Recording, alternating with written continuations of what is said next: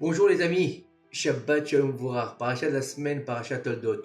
Je vous ai dit quelques paroles de Torah pour la guérison de tous les malades d'Israël. Amen, Kinei Ratzon. La Torah nous relate cette semaine la naissance de notre patriarche Yaakov Avinu et d'Esav le mécréant, son frère. Nos sages posent la question, pourquoi Yaakov a attrapé Esav spécialement par le talon et pas par un autre endroit? Nos sages nous enseignent, en fait, qu'Esav ressemble au porc. Lorsque le porc s'assoit, qu'est-ce qu'il fait? Il étend ses pattes vers l'avant et montre ses sabots, comme pour dire, regardez, je suis pur, car les sabots fondus sont un signe de pureté. Et cela est identique avec cette royauté de mécréants, de voleurs et remplie d'injustice qui se fait passer pour une royauté de justes.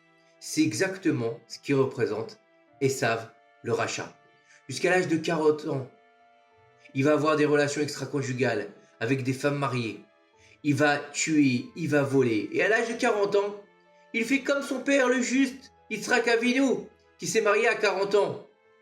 Puisque Esav est comparé au porc, qui a un manque de pureté sur le talon, Yaakov Avinu l'a justement attrapé par cet endroit, pour faire entrer en lui encore un petit peu de pureté qu'il possédait déjà dans cette partie du corps. Et cette emprise a fonctionné dans son action, car par le mérite de la pureté de Yaakov, qu'il a introduite en Esav, en tenant son talon, tout au long des générations, et jusqu'à la fin des temps, de nombreux descendants d'Esav le mécréant deviendront des convertis. Et pas simplement des convertis, ils sortiront d'eux des géants en Torah, qui répandront la Torah orale dans le monde entier, comme par exemple Shemaya et Avtalion, qui étaient des convertis et qui furent les maîtres en Torah d'Hillel et de Shammai. Ceux qui engendraient par leurs nombreux disciples l'école d'Hillel et l'école de Shammai, imaginez.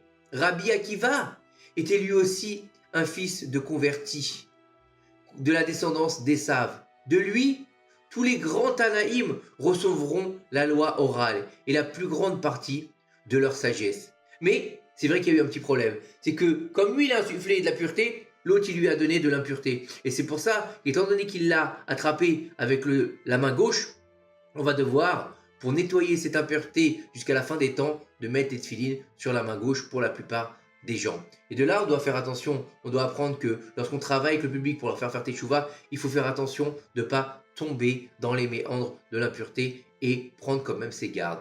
Et Be'ezrat Hashem, comprendre par là que on peut toujours faire revenir un juif en insufflant une partie de sainteté en lui, et même si c'est pas directement pour lui, même si c'est pas, ça va pas le tenir tout de suite, ça va pas lui parler ou quelque chose, mais peut-être que ça va influencer ses descendants, et peut-être que ça va influencer beaucoup de personnes tout au long des générations pour pouvoir revenir vers le chemin de la Torah, comme on l'a vu avec Shemaya, Avtalion, avec Rabbi Akiva et tous les sages qui descendent d'Esav. Que ces quelques paroles de Torah nous aident à faire venir le Mashiach.